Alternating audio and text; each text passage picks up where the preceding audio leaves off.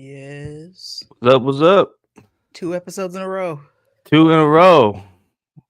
We're ready. It's almost like we're learning how to make the show or You know something. what I'm saying? It's Like weird. we- Odd. Welcome to the show, everybody. Welcome to Club PK, welcome, the welcome. show where we talk about the secret lives of pastors' kids. We're making it not so secret, Mm-hmm. so that we can just have better understanding in faiths of community, in communities of faith. Communities of faith.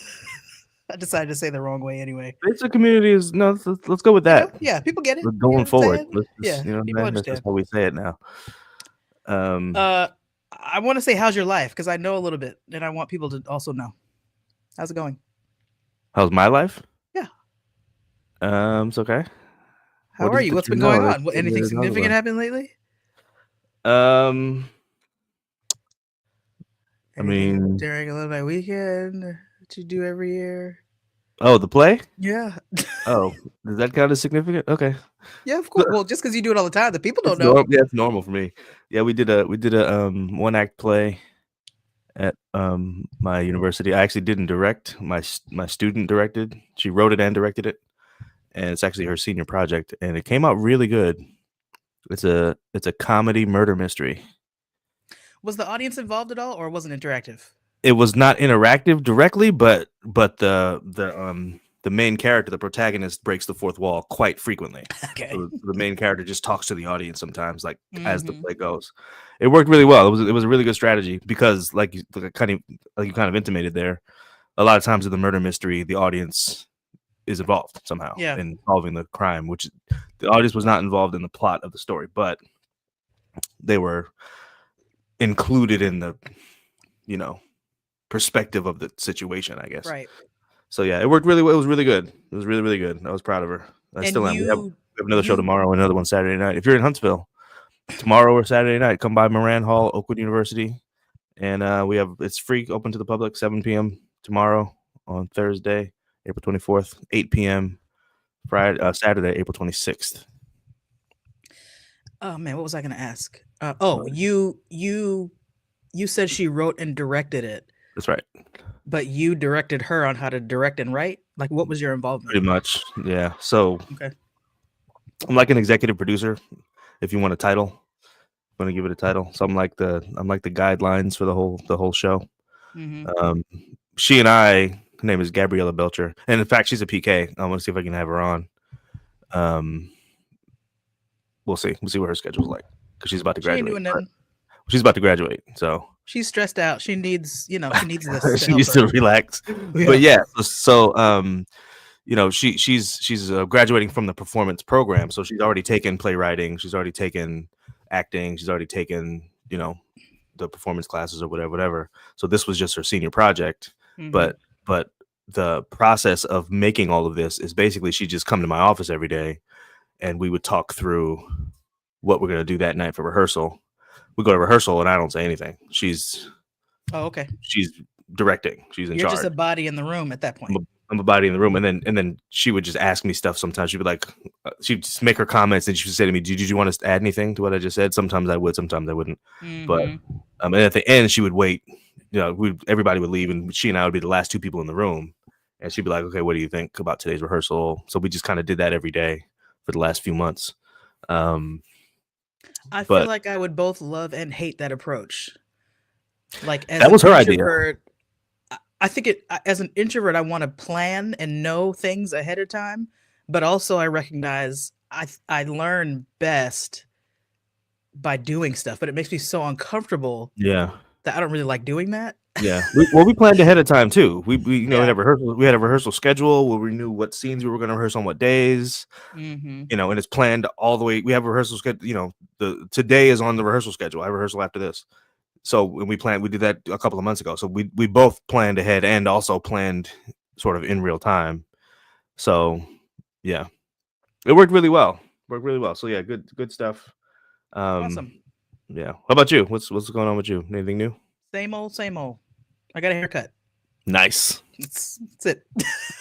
So, which means things are good. Nothing bad is happening. Everything's kind of smooth sailing. I'm holding the line. So things are good. Sometimes life should be like the sound guy. Not seen or heard? the sound guy, you only notice they're there when they make a mistake. When you see the boot, like, what was that? That came up. Yeah, yeah. Or so when somebody's mic isn't on, that's the only time you realize there's a sound guy.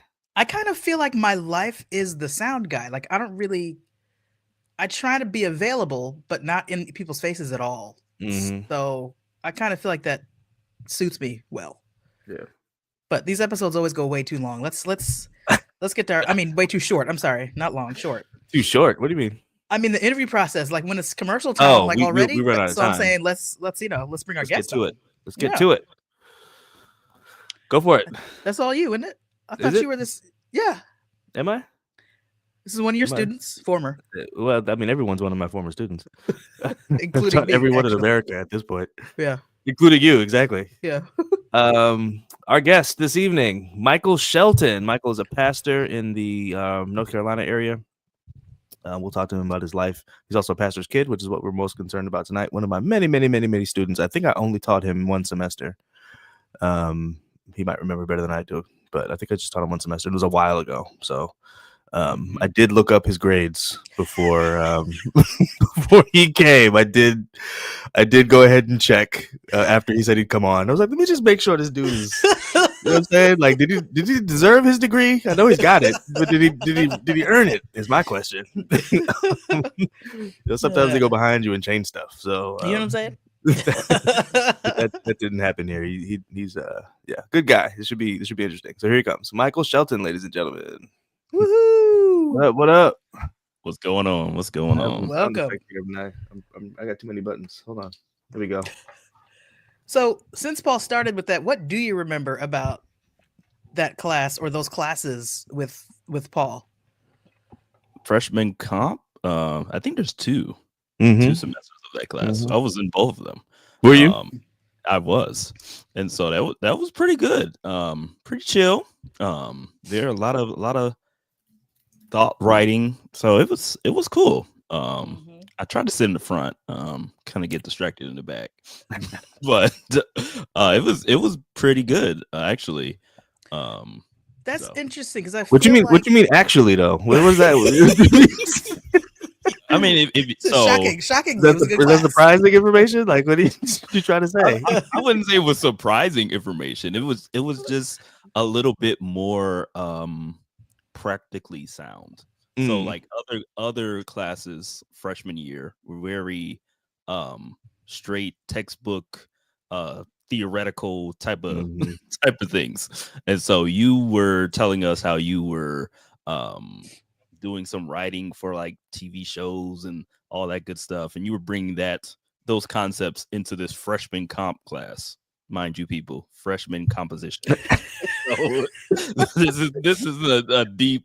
We about to write play scripts and all this. No, this is a general ed freshman composition class.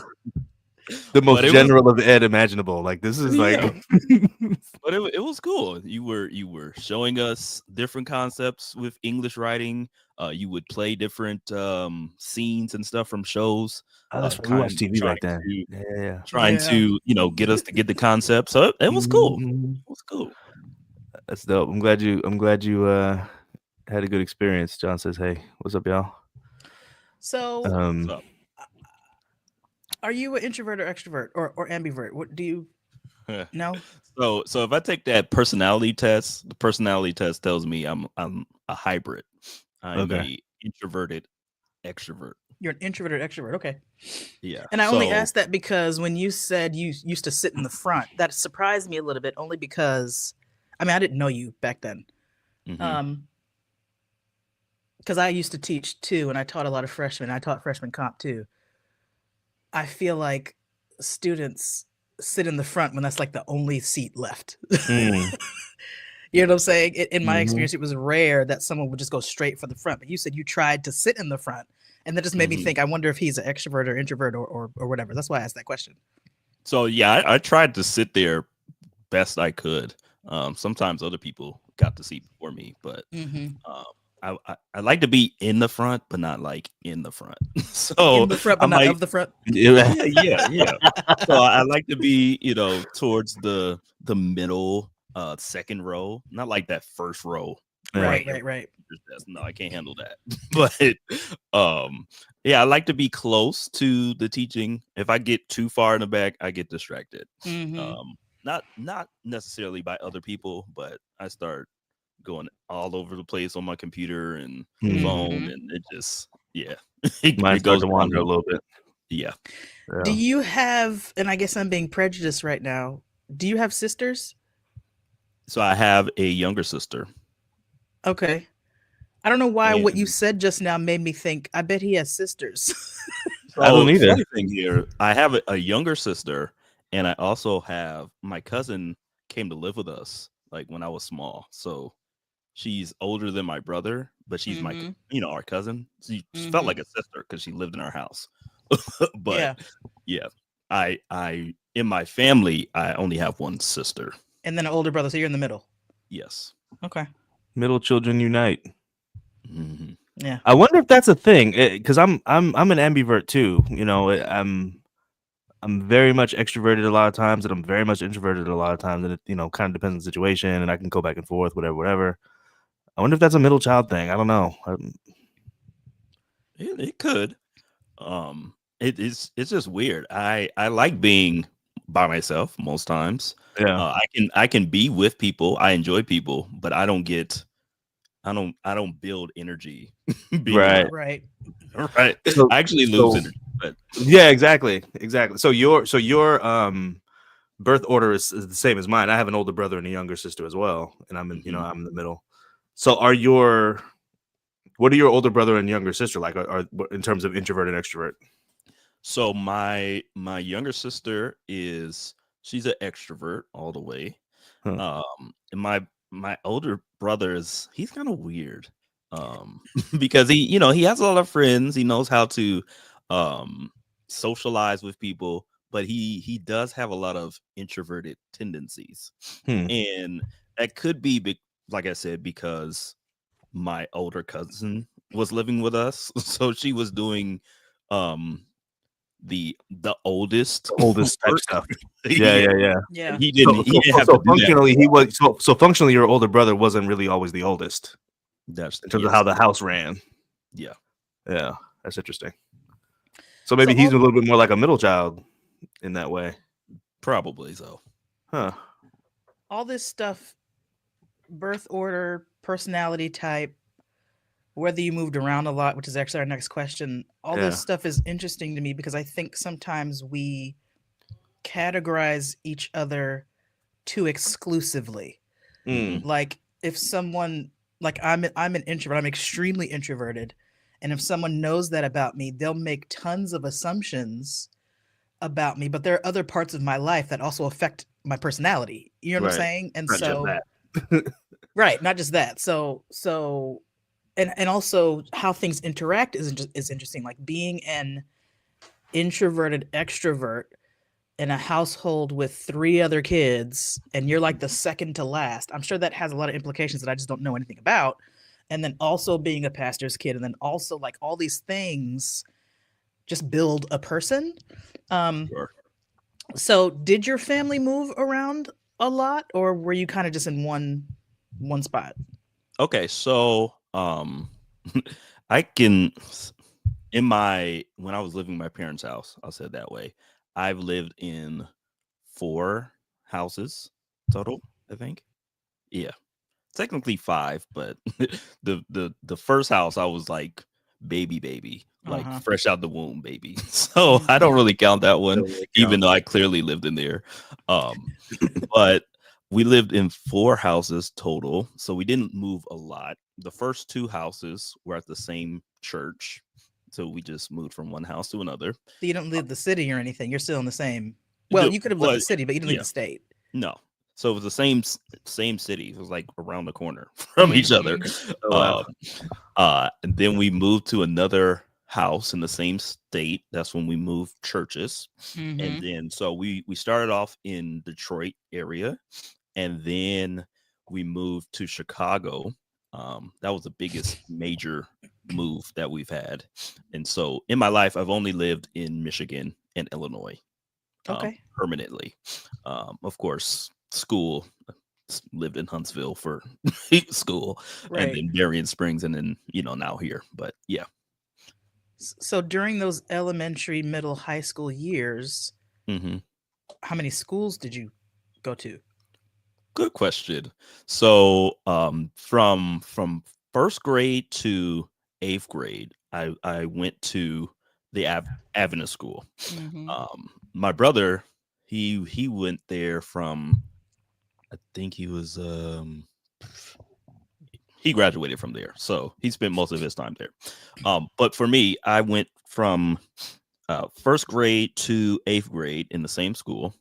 And then during my freshman year of high school, that's when we were making a transition. And so Mm-hmm. my father got moved from Detroit to Chicago the last day of eighth grade. uh, Wow. and then The we didn't, last day of eighth grade? Is that what you said? last day of eighth grade. Okay. It's better than the first day of 8th grade, I'll tell you that. Yeah, I guess. And we did not physically move. So my freshman year of high school and sophomore year was the only 2 years I ever went to a public school. But he sent me and my sister, to the public school because we were technically gone from Detroit. We were gone from that area, so he didn't want us to kind of be still attached to Detroit area, because we were supposed to be physically moving. In the middle of that transition, the conference told my parents to stop looking for a house because we were going to be moved back to Detroit. Right. So we were, that's another reason why we were in the public school. So we were traveling back and forth every weekend, staying in a hotel for a whole year. Wow. During that time. And that was kind of weird because That was ninth grade? Yes, ninth grade. I'm supposed to be talking about schools. Here we go. No, you this is good. So yeah, ninth grade, we moved. We finally moved the end of ninth grade, and we moved, and I had a month of school left. So I went from one public school to another public school in a whole totally different state. And that was interesting too. I got 3 science credits in all my freshman year. Don't ask me how it happened, but it's on my transcript, so that's what it is. But we moved the last month of school my freshman year. I went back to that same school my sophomore year of high school, and then I begged my parents to send me back to the Adventist school for my junior and senior year. So that's four schools for my whole education. Wow. When you begged your parents to go back, was it because it was like a culture shock, or your friends were just back there, or what was So my friendship up until that point, all of my friends that I had were back in Detroit. The only friends I had in Chicago for real were my people at church. I did make some friends in public school, but those were that was in Detroit public school too. Right. Well, not the Detroit public school, because I never went to school in Detroit, but you get what I'm saying, in that area. So I begged my parents to go back to Adventist school because I couldn't handle the rawness of public school education. That's a good word. I just felt like the Adventist school was a little bit more caring. If you failed a test, it just felt better. they nurtured you a little bit better when they told you failed the test in Adventist school versus public school. The environment, the learning environment, didn't really fit my needs either. I needed to be pushed, and in a general public school classroom, they don't challenge you or push you.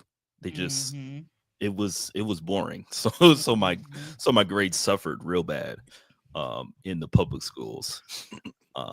And of course I could have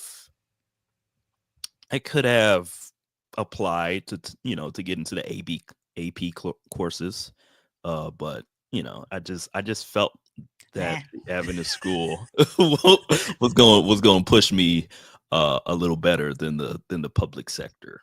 So that's really interesting because we kind of had the inverse experience where we were in a SDA school and our parents pulled us out. We weren't moving. They just pulled us out of the SDA school and put us in public school for the reason you just said. They just felt like the SDA school we were in wasn't challenging us at all. They weren't like they didn't care if our work was mediocre. You know what I'm saying? Like they would give us good grades, but they wouldn't actually require us to do good work, that kind of thing. And put us in public school for 2 years until we actually left the area. And academically, it's one of the best things that's ever happened to me. Like that was actually the right move from an academic perspective. And of course we were in high school, so we didn't really need the religious support so much at that point in our lives. We kind of knew who we were.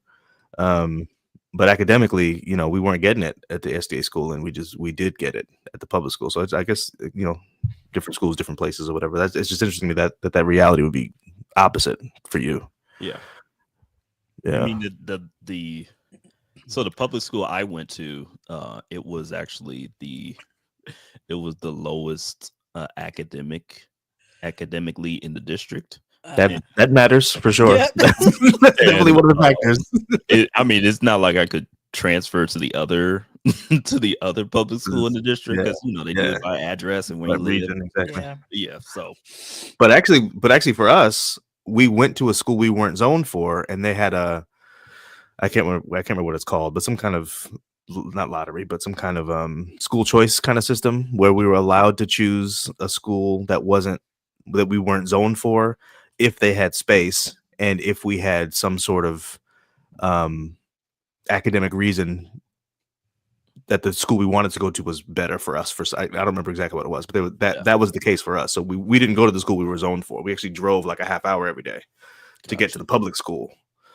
And yeah, so we were wary of that for sure, what you just said. The idea of we didn't want to transfer out of the frying pan into the fire, so to speak, right? And go to now you go to a public school with guns and drugs, and it also sucks. Like that kind of defeats the purpose. You know what I'm saying? So, but I mean, it's quite interesting. Had we stayed in Michigan, I would have stayed in the public school for all of high school, because that public school was real good. It was. I went from real good to real bad. Wow. So I had to find a way out. And this is another. I feel like consequence is not the right word. I'm going to use it. I don't mean negative consequence, although it can be a result. This is another result of implication of being a PK. When you move around, you have, I guess, as a parent, which I'm not, but I'm saying you have to follow your area. And if you happen to move to a place where there is no church school and there's only public schools and they're like bad public, like what do you do? You got to send your kid to school. Yeah. And it a just lot of people feels do like homeschool. That's true, but I feel like that was less common. I feel like it's really common now. I feel like it's less common when we were coming up, Paul. Maybe. I feel like a lot of people homeschool now. But it's definitely not uncommon now, for sure. No, it's not uncommon at all. Yeah. And this could either be related to your education or not, Michael, but what were some of the perks you felt of being a pastor's kid? What were some things you enjoyed, you liked about it?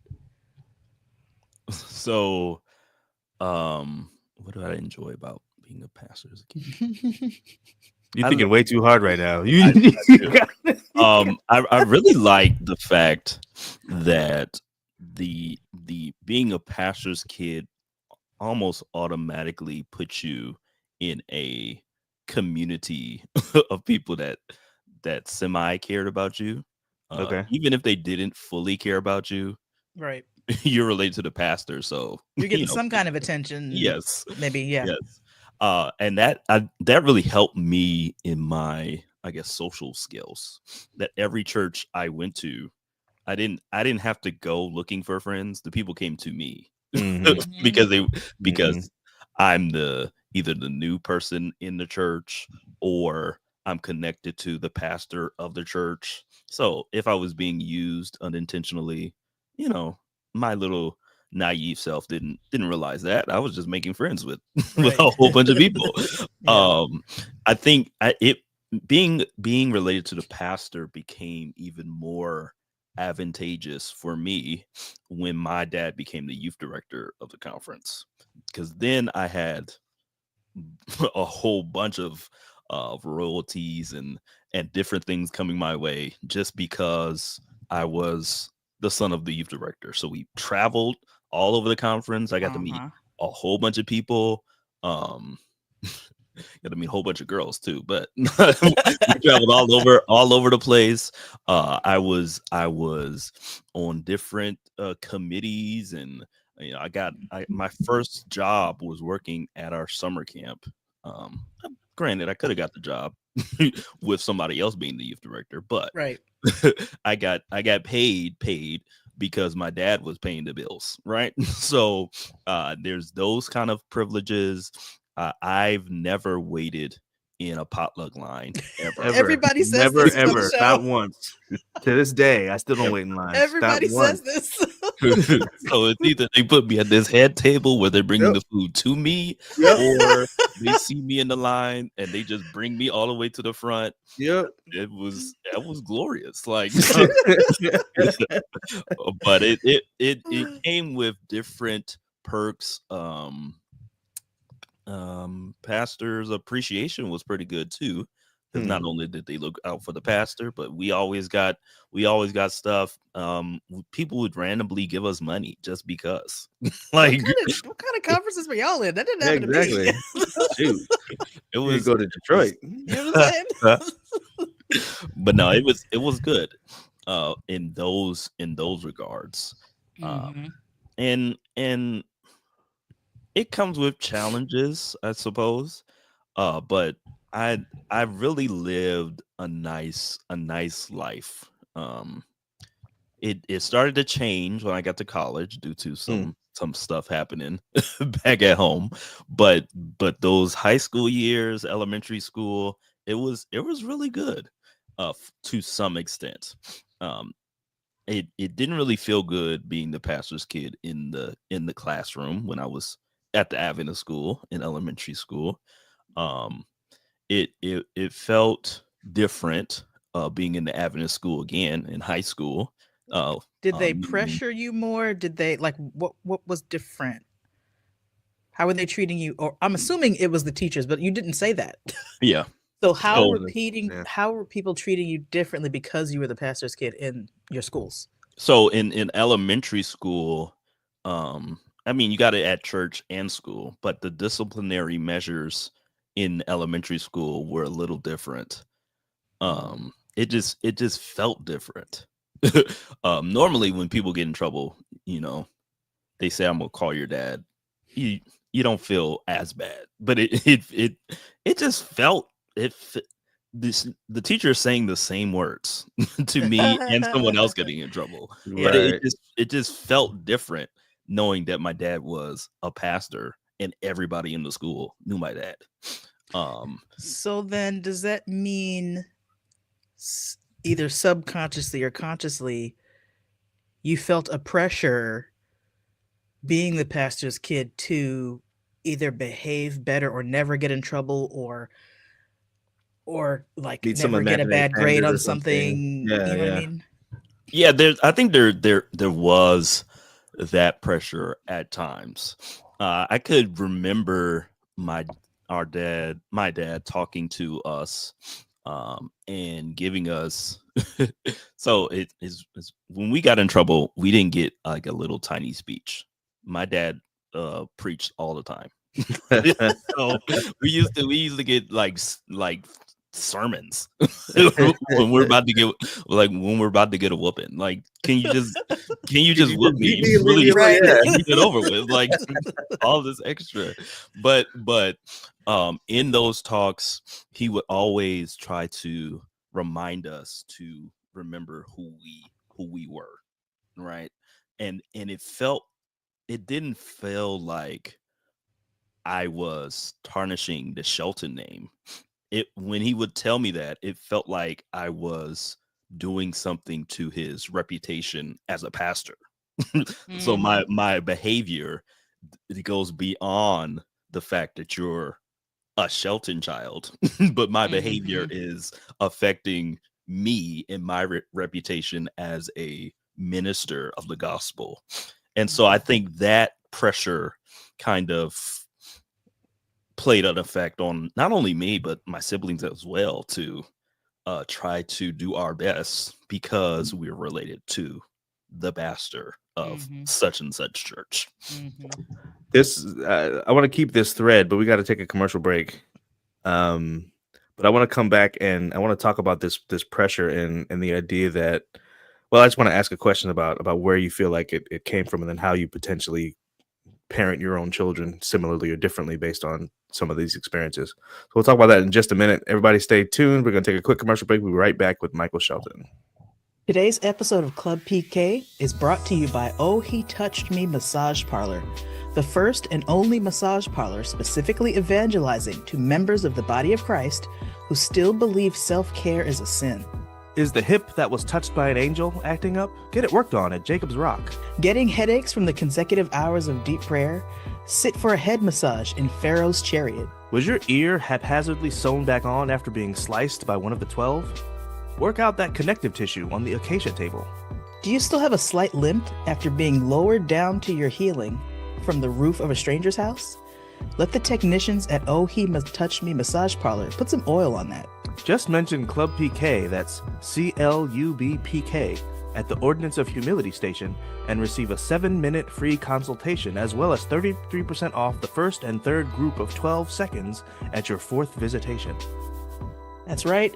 Just mention Club PK, that's CLUBPK, at the Ordinance of Humility station and receive a 7-minute free consultation, as well as 32% off the first and third group of 12 seconds at your 4th visitation. Oh, He Touched Me Massage Parlor. Get the kink out that stink before you fall off the brink. That's funny. What? Whose idea was that? So hold on. I remember typing out, because when Paul and I work together, we're on a shared Google Doc. I remember typing out that ridiculous, the first and third group of 12 seconds on your 4th. Like, I remember typing that out and like crying, laughing. I was like, this makes no sense. This is the dumbest thing I've ever heard.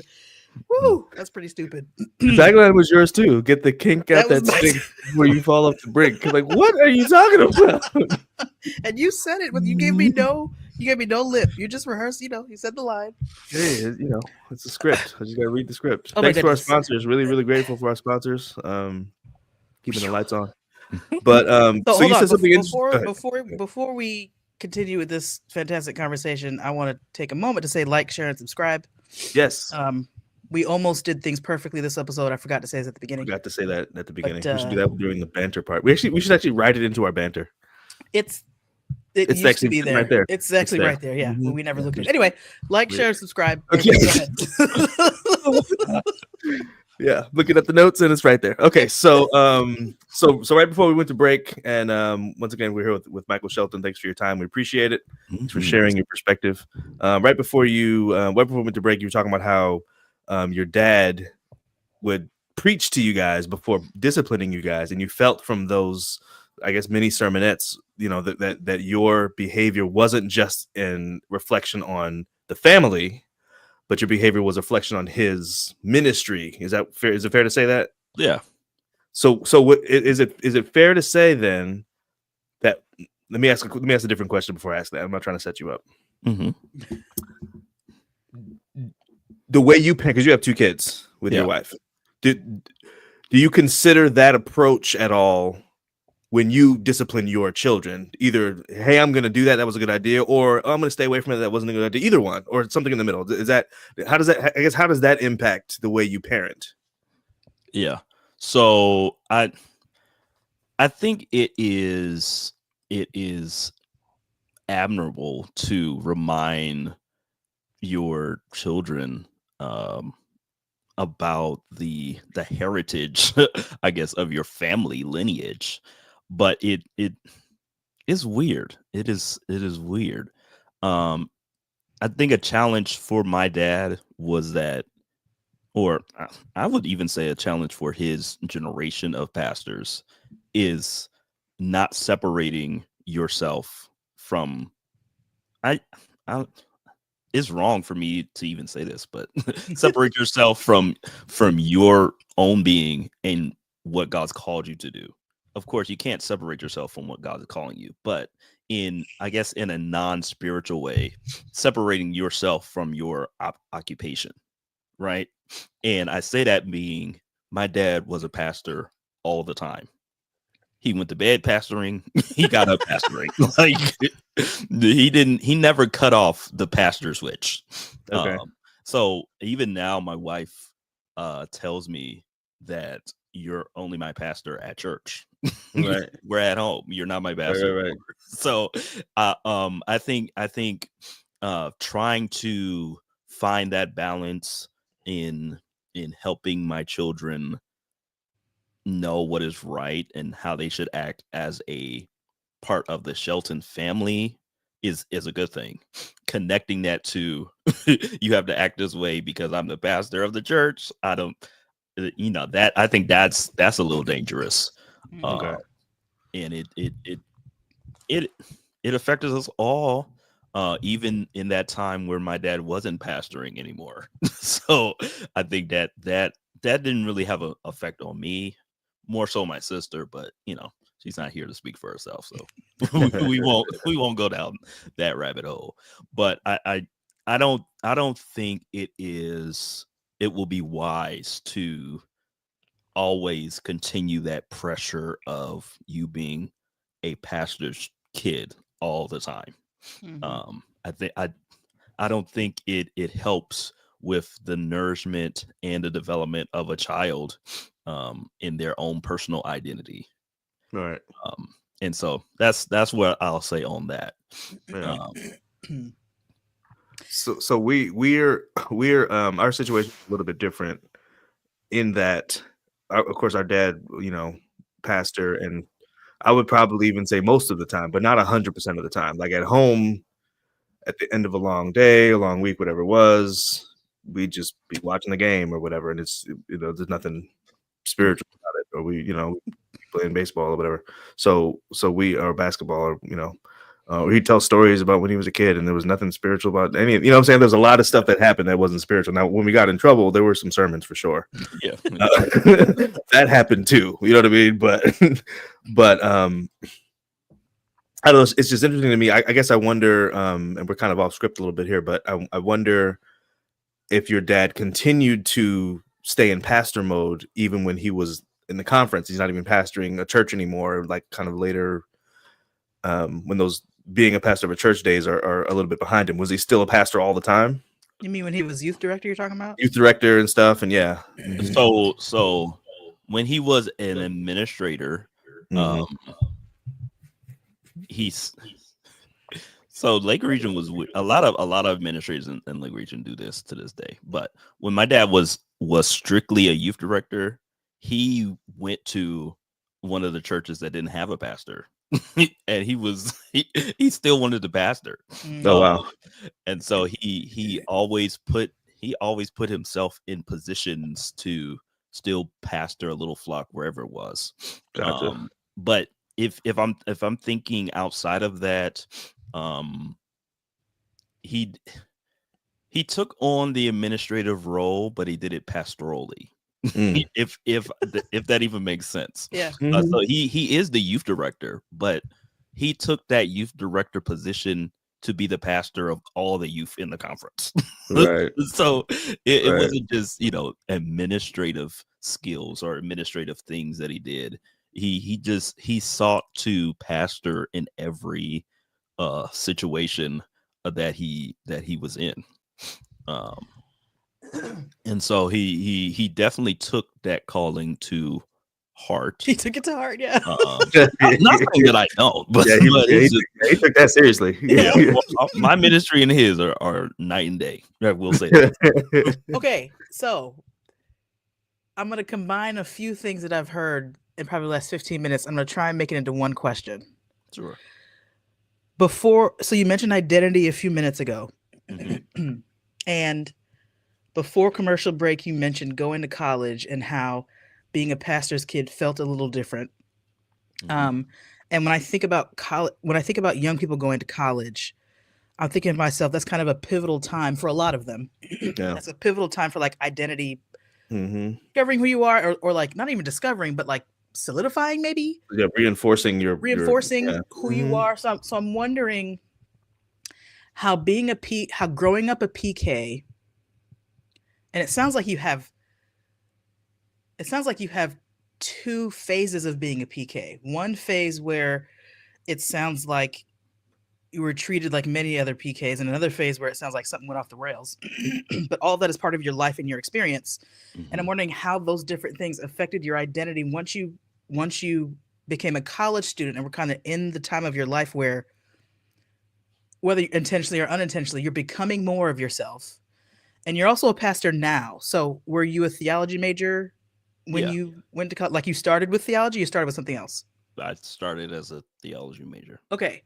So how did all of that just impact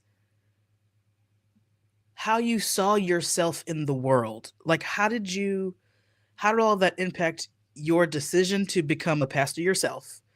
And how did all of that just impact just how you saw yourself in that time in your life? Does that question even make any sense? I'm trying to combine identity. Yeah. And like when you went to college and how your experience as being a PK started to change, but you still decided to become a pastor. Like, I'm just interested in that dynamic, I think. So I'll start with the college piece, probably reveal stuff that you didn't really ask. So my freshman year through my sophomore year, it was good. My introverted life kind of flourished more and more, I guess you can say, in college, as college was the first time in my life where I had to go get my own friends. Right. So although my dad's a pastor, no student except for the students from home, Lake Region, knew who my dad was. Okay. Right. So, I'm Michael. My dad is Pastor Shelton. Who is that? Like, right. So that piece of trying to make friends became difficult. One, because those skills weren't inherent in me. People came to me, and that's how I was the friend of people. I didn't make friends. Yeah. So that part was difficult. But two, all my life I knew I was going to Oakwood, and when I got to the multicultural school in Illinois, I said, "Mom, I want to go to Andrews," because that's where all my school friends were going. My dad said, "You can go there, but all my money is going to Oakwood." You can go wherever you want. However, so one, I didn't have too many friends. Firstly, because I didn't know how to make friends, but two, I didn't even want to be there. So I wasn't making friends my first semester at Oakwood. I wanted to be somewhere else. So that was the start of trying to get my identity. The second part happens my junior year at Oakwood. So my dad's a youth director my freshman year, my sophomore year. I remember it like it was yesterday. The iPhone was coming to Sprint. My dad was about to get me one, and then he calls me up. He tells me I'm not coming to college days because the conference has put me on administrative leave. And I wanted you to hear it from me first. So my whole iPhone dreams going down the drain because he no longer is essentially he lost his job. It's so funny. I'm sorry. It's so funny that the part of that hurt you the most is the iPhone. That's the thing that stuck out in your mind. He's like, I remember like it was yesterday. I almost had the iPhone, and I didn't have it. That's so funny. But my junior year, my dad is put on administrative leave. Something happens that I don't really know because I'm at school. But next thing I know, he does not have a job anymore. And so the way the Adventist church goes is very interesting because you're only really a pastor if you're a hired pastor, which is weird. So meaning you're only a pastor if you have a church is what you mean by that. Yeah. So when my dad was let go, the little friends that I did have, because my dad was a pastor, all scurried. Kind of like when you turn them out. Well, if you have mice in your house, when you turn the light on, they all leave. Yeah. So when my dad got let go, most of my Lake Region friends kind of just deserted me. I had the few friends that I inherited due to being in a suite in Holland Hall. They were still around, but that's where I really had to discover who I was going to be, not only as a pastor, but as a person, as a man, as a Shelton at this point in my life. I was consumed with being a pastor's kid, but at that point, technically I'm still a pastor's kid, but my dad's not a pastor, so it's, he's not an employed pastor, I should say it that way. And so that revelation of who I was had to happen during my junior year, which it did. And from there, I kind of bloomed into my own person or my own individual at that moment. So I don't know if that answers your question, but I tried to piece. No, that's helpful, and obviously it brings up other questions. And I don't want to take over, Paul. Do you have a question? Go ahead, because I got stuff brewing. It's actually trivia time, but go ahead. Oh, go ahead. You want to? Let's do it. So we'll ask you a random trivia question, and we'll let Claire go keep peppering you here. So here we go. Random trivia. You ready? All right. Hit me. So you attended Oakland University, which we all know. You just mentioned it a minute ago. Oakwood University, the institution, has had 5 different official names. Excuse me, 1, 2, 3, 4, 5 different official names since it was founded in 1896. Right? There was Oakwood Industrial School, Oakwood Manual Training School, Oakwood Junior College, Oakwood College, Oakwood University. Yeah. Same institutions, 5 different names. The question is, which name lasted the longest? What lasted the longest? Oakwood Industrial School, Oakwood Manual Training School, Oakwood Junior College, Oakwood College, Oakwood University. Which name lasted the longest? Okay. See how good of an Oakwoodite you are. So don't be looking up the answer. No. I'm looking into my closet. There's nothing over there. Except clothes. But I know it's not the university because Delbert Baker did that part. Okay. And so then we have Oakwood Industrial School, Oakwood Manual Training School, Oakwood Junior College, or Oakwood College, if you've eliminated Oakwood University. Yeah. I'm going to also eliminate the first one. Oakwood Industrial Training School. Excuse me. Oakwood Industrial School is out. Okay. Yeah. So Oakwood Manual Training School, Oakwood Junior College, Oakwood College. So I want to. Don't want to base this on my parents, but I want to go with. My mom just had a reunion this past weekend, so I wanna just go with Oakwood College. Okay. Based on, as you can see, my freshman whatever that class was when they teach you the history of Oakwood, that's not coming back to me too much, but I don't think I took that class. I was about to say there was a class where they taught the history of Oakwood. I don't think they did. Yeah, I don't think they did that. I don't think they had that when I was like there. It was a freshman class where freshman seminar. I guess that would it. We didn't have a freshman seminar. It was just different subjects in there. One of them was the history of the school. Oh, I see. Yeah, that sounds like freshman seminar. So final answer is Oakwood College? That's what I'm going to go with. Oakwood College is the correct answer. I feel like you're the first person on the show to get the trivia question right. Well done. Cool. Is that That's right, the right Paul? answer. Yeah. I feel like everybody else has gotten it wrong. Oakwood became Oakwood College in 1943 and changed to Oakwood University in 2008. So that's 65 years. Yeah. So yeah, that is the correct answer. Well done. And basing it on, I heard you kind of thinking it through. You're talking about your mom had a reunion, so you're kind of thinking that was a while ago and it was Oakwood College back then. That makes sense. Yeah. You know, like everybody I know graduated from Oakwood College except the very recent crop of students. Like everybody else. I think my class was the last Oakwood College class. I think Kasha's class. This is my best friend, was a year ahead of me. I think she was the first university class. Wow. I believe. You're behind you. I'm sorry, a year behind me. Yeah.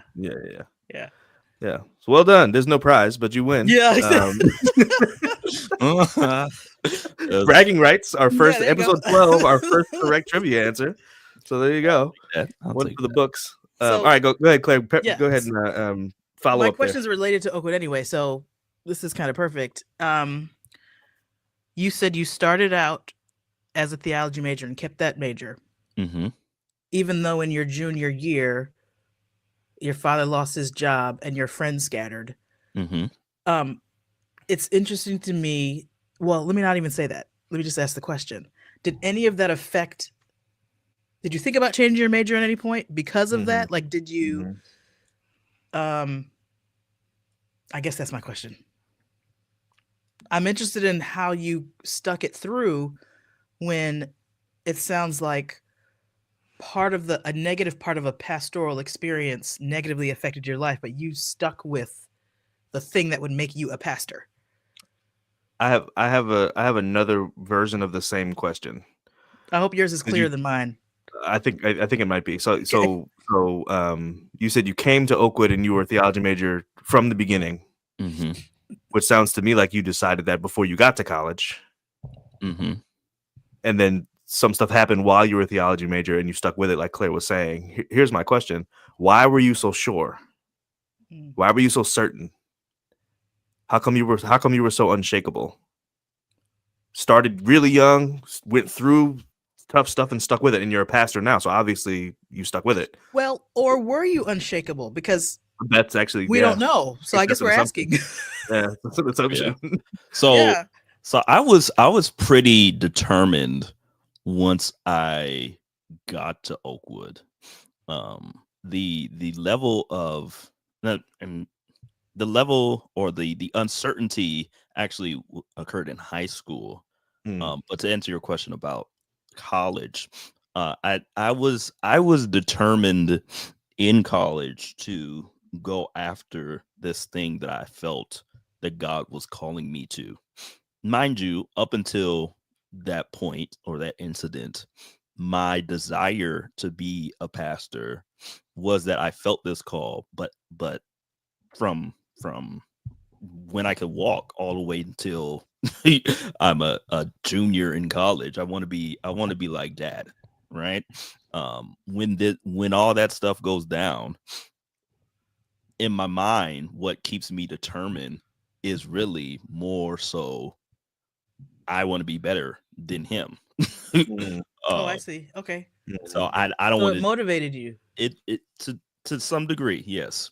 Okay. I think the other motivational kind of piece happens I call it my senior year, because I was there 5 years. You're supposed to be there 4. But my supposed to, yeah. There's no supposed to. Yeah. My 4th year, that's actually happened my 5th year. My last year at Oakwood, I was marginally doing nothing ministerially that whole time. But my 5th year, I was in the Aeolians. I was the chaplain of the Aeolians. I was the forum president. I was the class chaplain. I was doing all of this stuff. It was like a fulfillment of all of my Oakwood dreams to do something on campus. All this thing happened my senior my senior year, which was kind of crazy to me. But it spoke to the peace that I needed to, or the surety. There we go. I needed to continue on in what I felt God was calling me to. And my walk in trying or pursuing ministry from a pastoral perspective was rattled in other ways. My dad being fired didn't really rattle me that much. It was more so, I believe God's called me to do this, but everybody else in my department is doing stuff. They're preaching at Power Hour. They're preaching at AY. They're leading over here. They're doing this over there, and I'm not doing nothing. Like nobody asked me to do nothing. And I don't. Maybe it's because they were more outspoken than me. You know, I don't know. But that kind of stuff rocked the boat a little bit. But my dad being fired. I'm of the 3 children. I am the one that is a little bit well, my emotions don't go all over the place. My other siblings, they're a little bit more reckless than me. So when that thing happened, they were rocked super bad. But I was, I'm still here. I'm a pastor. I work for the same denomination that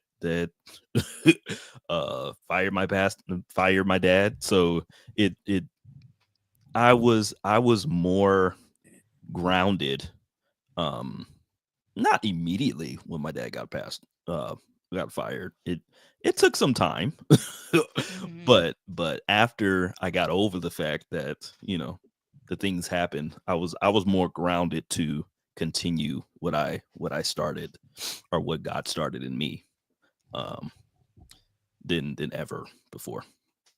You sang alto in the choir? I can tell by your voice that you were. That's funny. First alto, was that your voice? No. Anyways, is there anything that you recall that, like, what's the wildest thing, like out of pocket thing that a church member has said to you that you can remember? Said to me? Like, are there things that people said to you that you think? So there are things that I can recall people saying to me that, in my opinion, I don't think they would have ever said to a quote unquote normal kid in the church. But because I was the pastor's kid, they felt emboldened, entitled, I don't know what the word is, to say it to me in this out of pocket. So did anything like that, do you recall anything like that happening for you? Not in that regard. I remember one instance. So when we were in Detroit, right before we left Detroit, the church burned down due to an electrical fire. Wow. So when we got to Chicago, the members were kind of questioning if my dad was an arsonist? Yes. Wow. So, did the conference send him here so that we can get a new church? Like what? Wow. Is our church next? We need a new church. Here we go. So that was kind of weird. When I read the question, I thought about other instances. I told you I begged my parents to go back to Adventist school. Here's what I didn't tell you. The Adventist school that I was going to was predominantly a school filled with doctors and lawyers who were Adventists, all that stuff. So that Adventist school didn't cost nearly as much. No, it cost more than the other school back in Detroit. So I had to. My idea was to write people and ask them for donations so that I can go to school. And so I wrote one of the other pastors who I thought was an uncle to me, and that would help me. But he was bad talking my dad to other people about these letters that I was sending out. So I said, "Whoa." He's sabotaging your fundraising behind your back? He sure did. That's crazy. He was bad. He was bad. He was blackballing my dad and I'm the one that sent out the letter. Like it was So he's like, let's make sure the sins of the father carry on Right. to the son. Yeah. That's So crazy. I thought that was wild. But I agree. have people said things to me? No. I remember I got disciplined in the classroom one time. I had a teacher that had a ruler, and she named it Mr. Do Right, and she would say Mr. Do Right would make you do right. And so, I remember one time I was doing too much talking, and I got hit with Mr. Do right on the palm of my hand, and I really felt that while she was the teacher, I kind of felt like I was being punished in that way because my dad was a pastor, as opposed to, just being a regular student who was talking too much in the class. Because I never saw Mr. Do Right come out ever again after that. Oh, wow. You mean for anybody else or just for you? For anybody else in it. Wow. Wow. So he's trying to make an example of you. Yeah. Right. Yeah. Wow. I feel like hearing these extra details, it's a shame they came out at the end of the show. Yeah, we're out of time. Because I have more questions, but like, I feel like hearing these extra details just about your experience makes it even more commendable to me that you stuck with theology, because that those things like that can motivate you. Like I think I appreciate the strength of that, the discipline of that, the consistency of that, and I can't ask any more questions. The show's over, but yeah, we're done. We're out of time. But it is an admirable level of determination, I think, Michael, for you to have specific, particular, painful experiences related to the church and continue to work for the church. I think that's great, cool. I don't know what the right word is. Definitely something worth passing on to your kids. You know what I mean? Like this idea of sticking to it. Yeah. Everybody's gonna, like, everyone has trauma, right? It's the human condition. Everybody has trauma. Don't let the trauma derail you in your purpose. You know what I'm saying? So I love that. You feel called by the Holy Spirit to the purpose. I love that. It's and great. I think it shows character too. Particularly since, how old are you when you're a junior? 20, 21? Like, you were young. Right. Your brain wasn't even done cooking. Brain's still cooking. And you brain is still cooking in there. You still weren't deterred. So that's, I don't know. I think that's great. Yep, I agree. I agree. We're out of time. Michael, we appreciate your candor, your candidness, your time, your energy, your transparency, your alto voice. Anyway, that's funny. All right. So if you want to hang out backstage for just a minute, we're gonna do another quick commercial. We'll do a quick wrap up, and then we'll come back to you off camera for a couple minutes. That's okay. No problem. All right. Great. Thanks again, so, Michael. What'd you say?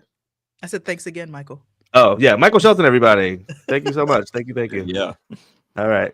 So we're gonna do another quick commercial, and we'll be right back.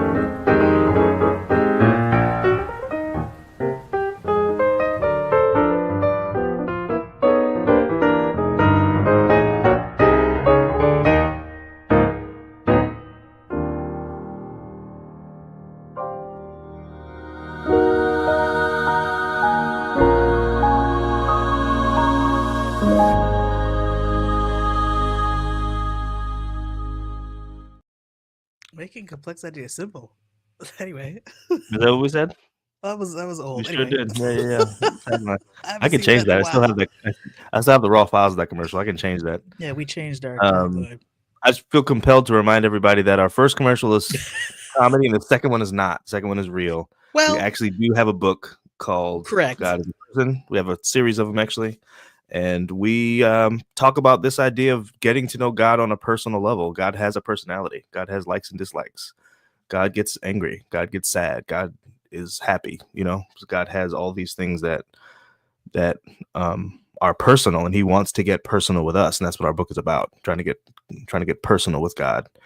He's not some abstract theoretical mist out. It's not the universe. No, the universe is a thing. God is a person. Mm-hmm. And so that book is real, and we're serious about it. Like we mean it. We joke around and stuff like that. We like to laugh and have fun. But we also believe that that's part of our human personality as God created us, right? God is a fun-loving person. Yeah, I was gonna say, even though our commercials are meant to discuss something serious and something that we created that we want you to participate in, the book or books, there's always some humor. I feel like there's humor in everything. We can't help it. We can't help it. I can't help it. Like I remember taking a grad class. I can't help it. I don't want to try. Yeah, I remember taking a grad class, and one of the things that my teacher commented on one of my works was there's always an element of humor in your work, and I wasn't trying to be funny in anything. Right. And that was the first time I was like, am I being funny? Like, I'm not trying to be funny, but I don't know. Right. We like to laugh and have fun and stuff. So anyway, that was a good episode. That was good. I enjoyed talking to Michael. That was good. I feel like I always have more questions at the end because questions just beget more questions for me. And an hour is not a lot of time, but it's not. Especially when you're talking about a person's whole experience. Exactly. That's not exactly. So we always kind of leave some things undiscussed, but that was a good episode. Yeah, enjoyed that. Yeah. Appreciate Michael. We appreciate you guys, our audience. Yes. We're gonna get out of your way. And join us next time on Club PK as we talk to our next subscribe person who I don't even know who it is. John said he worked with him for a while and learned a bunch from him just now. So stuff he didn't even know.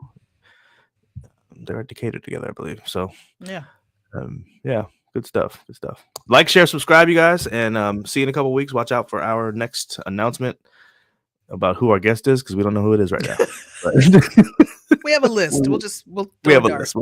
Let's see who says yes first. By the way, I've reached out to 2 people. I'm waiting to hear back from them. So okay, awesome. We'll see what happens. All right, guys. Thanks, and have a great day. Catch you later. Bye. Peace.